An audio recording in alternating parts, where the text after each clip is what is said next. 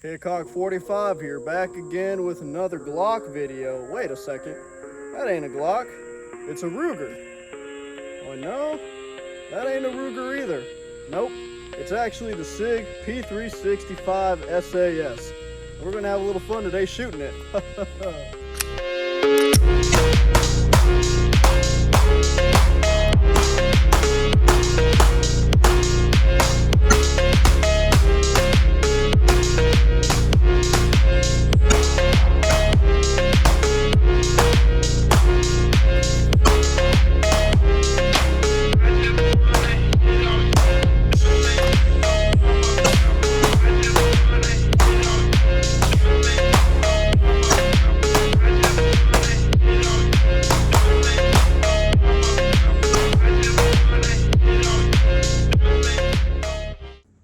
Welcome back to the Ron Cheyenne Show. I'm with a very special guest today. Guy not pushing a psyop. Thanks for having me, Ron. I'm not pushing a psyop. So, what's your EDC? Well, that's a really good question, Ron. I'm going to answer that with a series of other questions intended to mislead the audience and redirect the entire conversation. We want to think about what you see among all one four might want to EDC, is a very when steady, one might consistent effort go to a to rave secure. instead. You ever thought about carrying a firearm? Right. Well, that's a really good question, Ron. What you see among all four has to be something very that blends steady, in and doesn't draw consistent attention to us, comfort, and that we carry have on to us. fit within our cover Has to be identity. something that blends in. What we Well, some friends of mine over at SIG heard you were coming, and they wanted you to have this. Oh, wow, this is really cool. You know what? Actually, I don't really believe in firearms, even though I worked in the government. I'm going to go ahead and tell your audience that I'm not really interested in this. There's also some gummy bears in there for you. Welcome back to the agency. Your mission, if you choose to accept it, is to watch and review the SIG P365 SAS. So the 365 SAS, well, what does SAS mean? It's not Special Air Service. This has the SIG anti-snag treatment. What does that mean? That means that the gun is designed on snag on things if you're pocket carrying, stuff like that. So it has no front sight, no traditional rear iron sight. It's got what's called the Meprolight sights, which we will discuss later. That's kind of one of the main things about this version of the 365. It also has a slide release / slide stop that's really slimmed down, so it's kind of hard to use with like a thumb. You kind of got to get like a fingernail in there and press it down. So that's kind of the SAS gimmick as far as that goes. It's got good stippling. SIG does pretty good stippling on their guns. It even has this little portion for the magazine where you can, if it gets stuck for whatever reason, if it has a malfunction, you can kind of rip that magazine out a little bit, so that's fine. It's not ambidextrous, all the controls are for a right-handed shooter, which is fine because I'm correct-handed.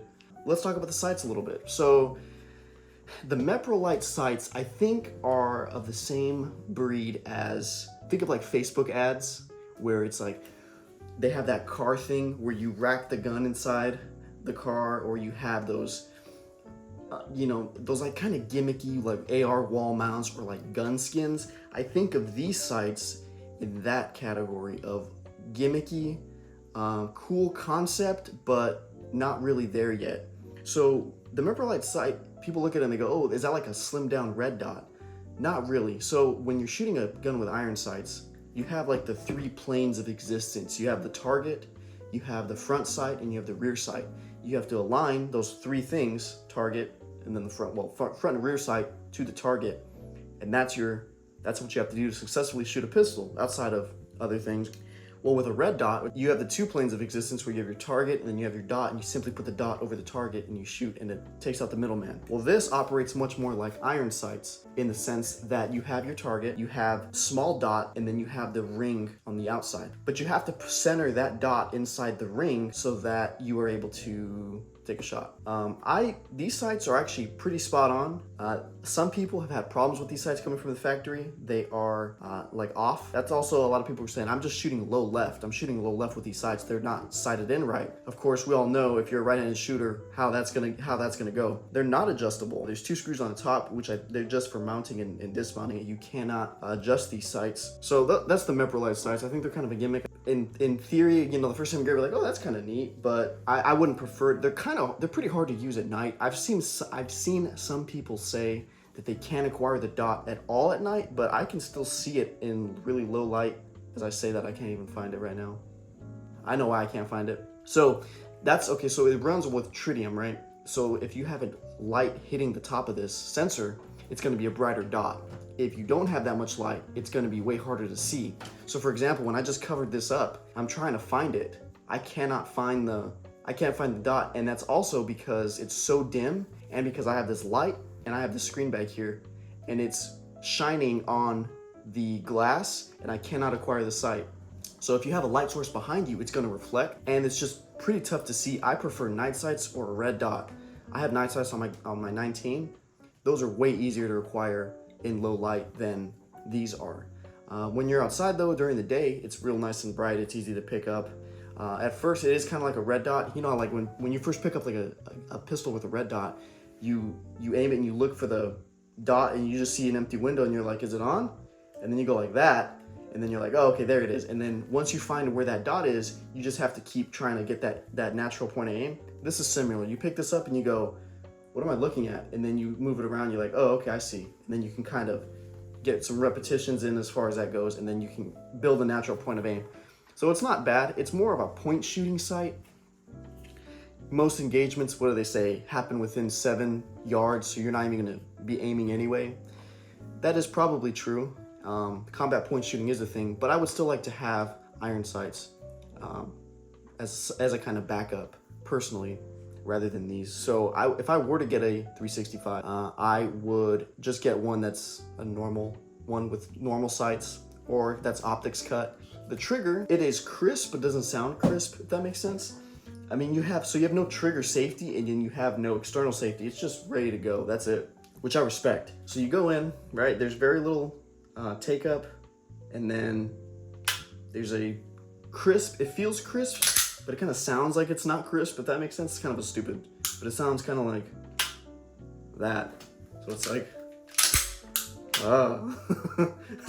the Glock sounds a little crispier, but it's a little bit mushier than this. This is a pretty crisp feeling trigger. No problems with the trigger or anything like that. So if you're somebody who doesn't like the external safety or the triggers, you want to have some kind of safety, this doesn't have it. This is just ready to go. But of course, you know, there's other things in place so you don't have a negligent discharge if you're abiding by some basic rules. So that's kind of my review on the SIG P365. Would I recommend this gun? Maybe not this variant because of the Meprolight sights. I think having just a normal set of iron sights, especially if this is like your first handgun, I would think that it's better to learn on some iron sights than it would be to learn on a sighting system like the Meprolight, because it's kind of to me, it's just kind of a gimmick. And I think iron sights are just more reliable. And if you can get a SIG with some night sights, I think that you'd be set up pretty well. It is going to be a little bit snappier just because it's a smaller frame. It's a subcompact pistol. I prefer the Glock 19 size, where I think one of the P320s is like the same size as a 19, where it's big enough to use as like a full size pistol, but it's also small enough to conceal. It's like the perfect balance. As far as the magazines go, they're metal SIG magazines. They are 10 rounds, so, you know, made in the USA. That's pretty much all I got for this gun. I think SIG's a good, you know, it's all right. If I had to go, let's give it the Ukraine test, right? If they told me you have to go to Ukraine, but you can bring any gear you want, you're gonna bring a SIG, you're gonna bring a Glock. I'm gonna bring my Glock, but if they told me I had to bring a SIG, I wouldn't be too sad about it either, because I know that they are relatively reliable, except for the times when they shoot themselves or whatever. They was having a problem with one of the SIGs where it was like going off, you know what I mean? So there's that, but hey, thanks for stopping by for the channel. I gotta restart the intro now that I think about it. Sure, finish, because you just hit 7 minutes, so just finish that. Well, actually, hold on.